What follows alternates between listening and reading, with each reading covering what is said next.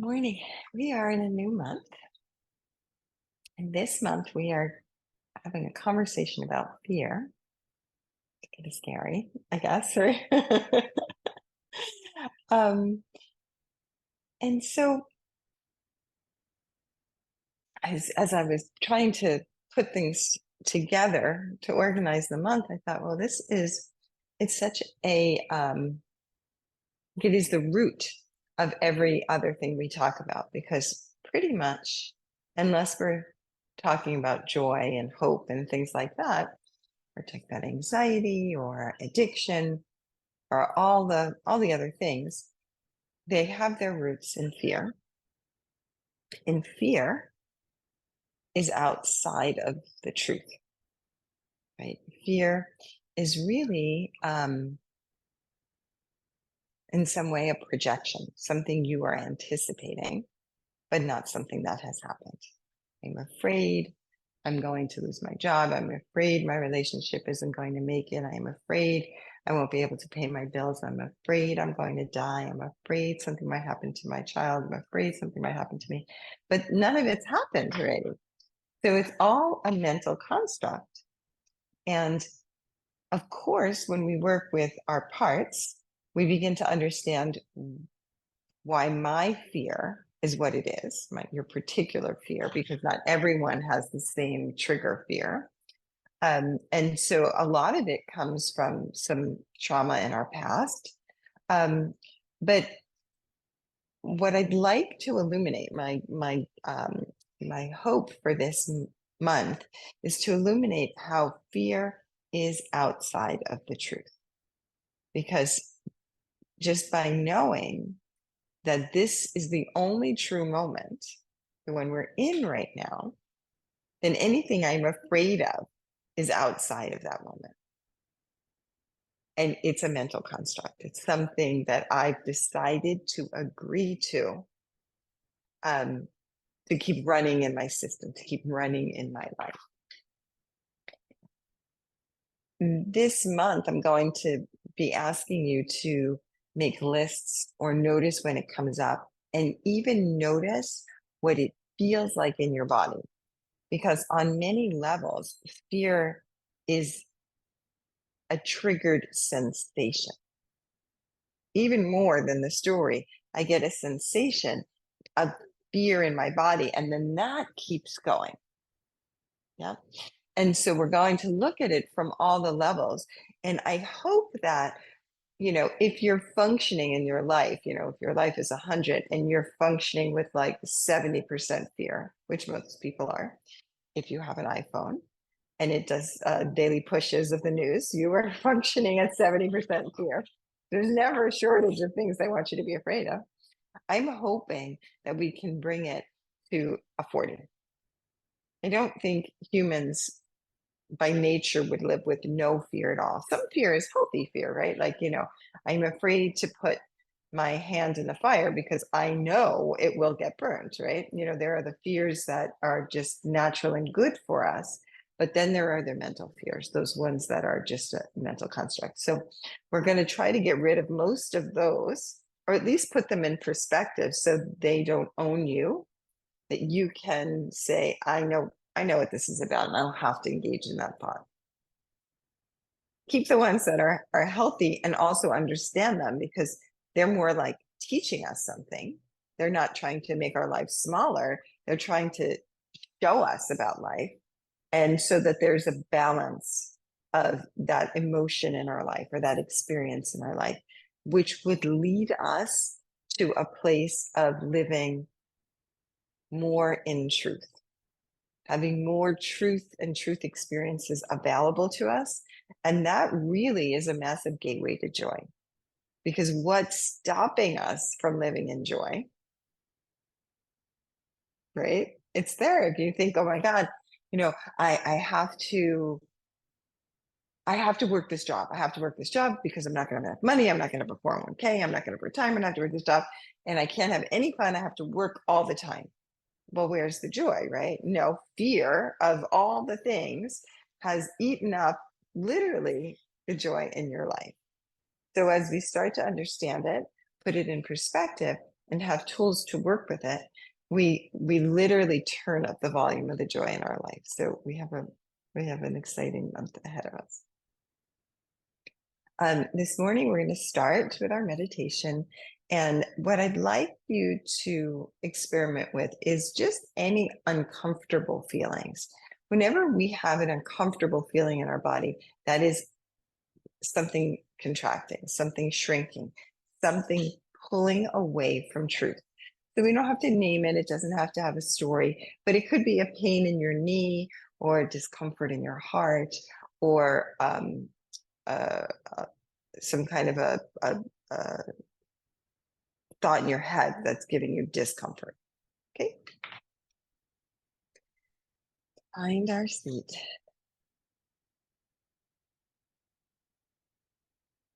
And our gazing point.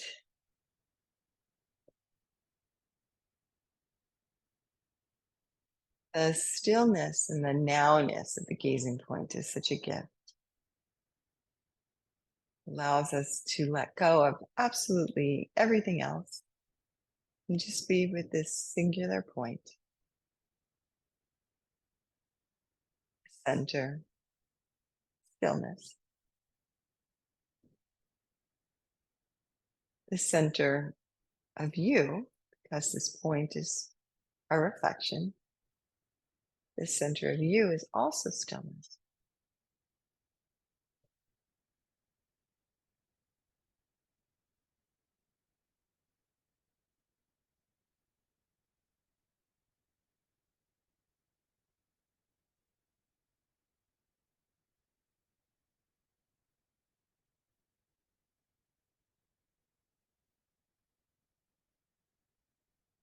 Notice if your breath has changed. Notice any of the shifts in your body that indicate that you are moving from fight or flight to rest and restore. Cannot feel fear really if you're fully in rest and restore.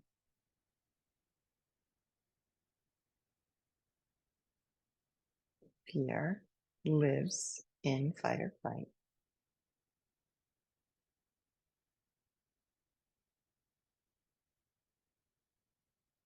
When the body calls to you, you can close your eyes.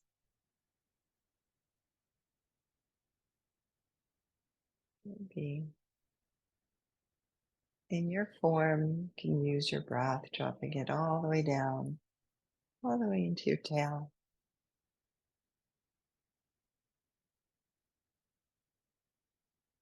Allowing your pelvis to expand as you inhale, feeling more of your base, more of your root.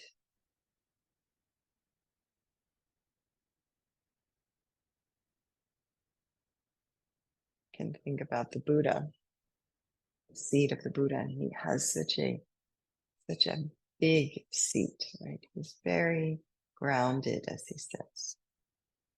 And you feel that in yourself.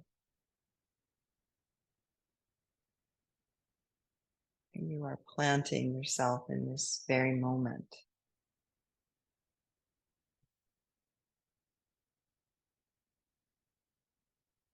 By doing that, you can notice the parts and particles that are pulling you away from the moment.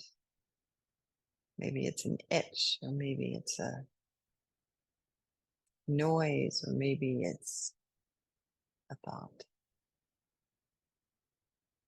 But you're noticing it from this grounded place.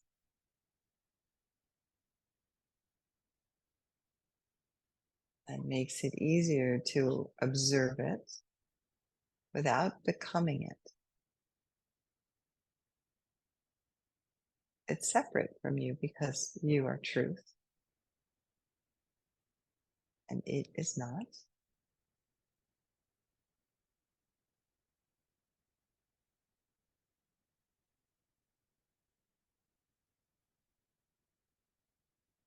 And so from this seat, you can investigate in a safe way.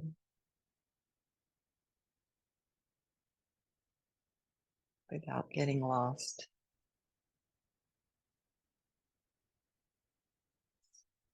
Feeling, belief, the sensation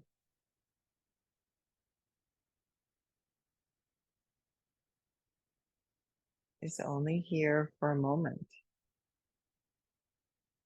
and you can let it go and reclaim that energy, the energy used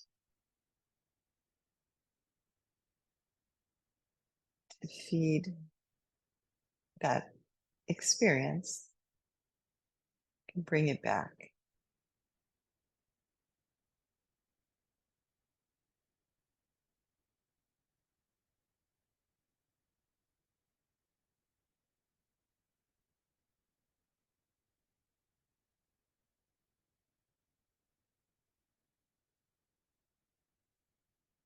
And become fuller, become more whole, more present.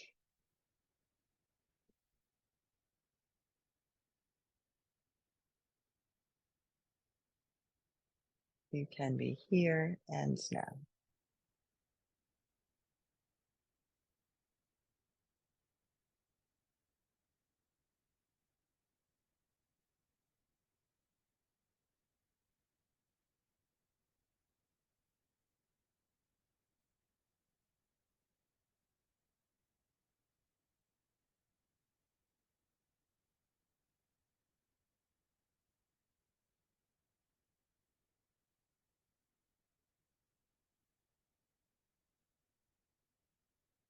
There is a sensation or feeling that is persistent in its contraction,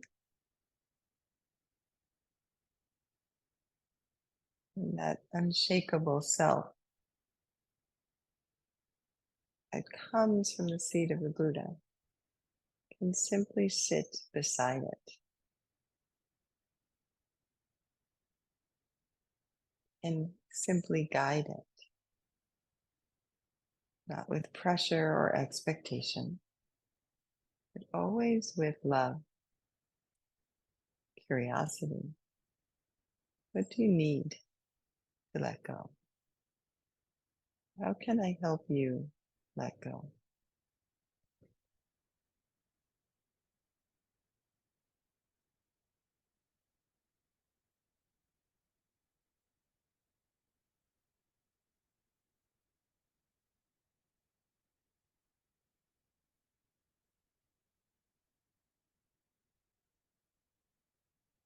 Sit with that. You listen to the sound of the bells.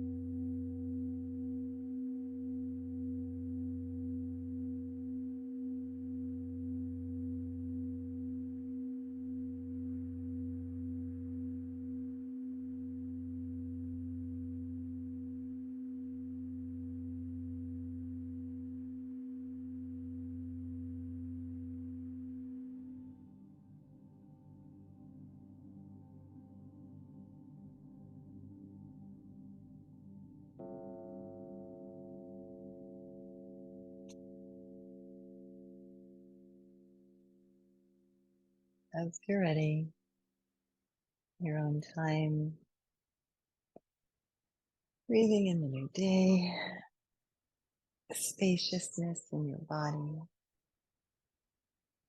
a grounded state, being able to, when you do open your eyes, start this day with a different intention, knowing what that is with clarity and love. And if anything has come up for you in your meditation, you can absolutely share it.